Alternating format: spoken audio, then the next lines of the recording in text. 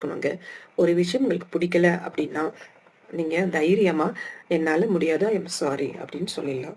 எப்ப நீங்க நோ சொல்றதுக்கு பழகிக்கிறீங்களோ, அப்பயே நீங்க போல்டா ஆயிட்டீங்க அப்படின்னு அர்த்தம். I don't want to say no அப்படின்னா, தயக்க உணர்வு அதிகமாகும். அப்போ உங்களோட போல்ட்னஸ் குறைஞ்சு போயிடும். ஸோ எந்த விஷயத்துக்கு நோ சொல்லணும், எதுக்கு நோ சொல்லக்கூடாது அப்படின்றத கிளாரிஃபை பண்ணி வச்சுக்கோங்க. அதுக்கேத்த மாரி நோ சொல்றதுக்கு பழகிக்கோங்க.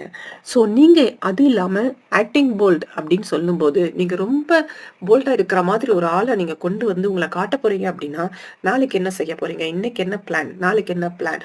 அப்படின்னு முன்னாடியே ஒரு பிளான் போட்டு வச்சுக்கோங்க.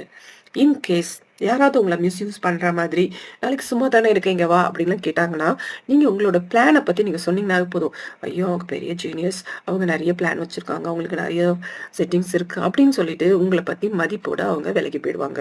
ஸோ இந்த மாதிரி